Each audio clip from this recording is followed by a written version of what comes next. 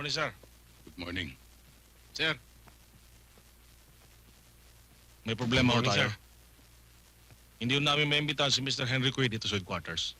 Lalo tayo mahirapan, sir, para maisali siya sa police lineup. Ilang beses niyo na ba siyang inimbitahan dito? Madalas, sir. At ang sabi, may karapatan daw siyang tumanggi.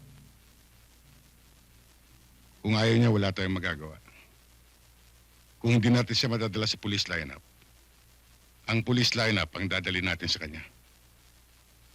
Pag nakilala na siya ng biktima, maaari na tayo makabuo ng kaso laban sa kanya. Maging ang security sa subdivision, maaaring siyang ituturo, sir.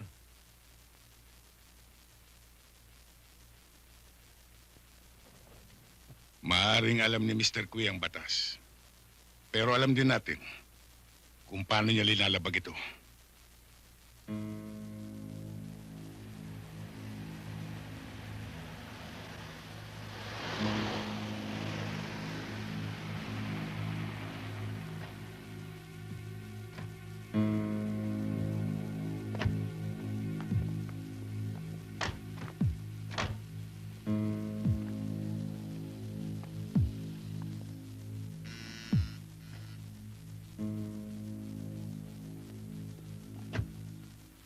Si Mr. Henry Kui, nandiyan ba?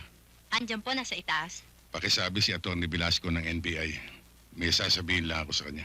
Sandali lang po, tatawagin ko siya.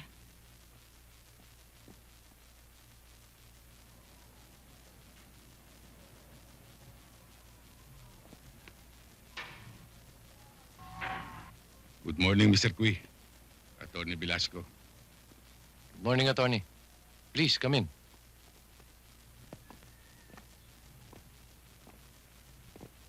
Sit down. Thank you.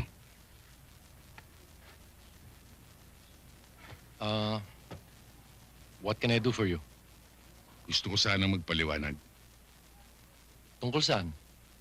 May mga reports na dumating sa akin na ginugulo ka raw ng mga agents namin. Umabot na pala sa opisina nyo yung harassment na ginagawa ng mga ibang tauhan nyo. Kaya nga nandito ako.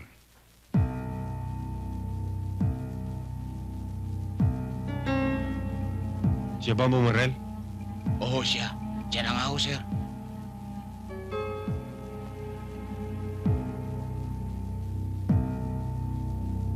Makakatulog yan ng mahimbing, Mr. Kui. Kung talagang wala kayong kasalanan. I hope you understand. It being na attorney rin kayo. I would like to consult my lawyer first bago ho ako pumunta sa opisina ninyo. Thank you again, Mr. Kui. Thank you rin, attorney. I'll see you to the gate.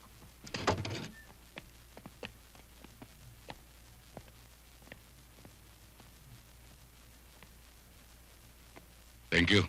Sige, attorney.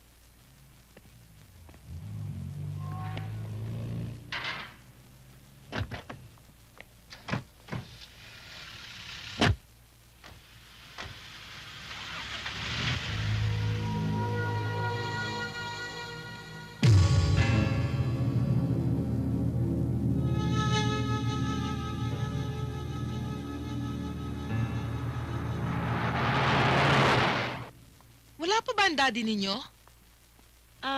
Mami, siguro mas maganda kung tatawagan natin siya sa office, di ba? Oo nga, ako na magdadayan, Mami. Sige, dalian mo.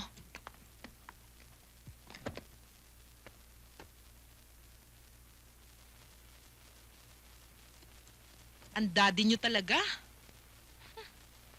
Aalis na lang ako. Ang dami pa niyang inaasikaso.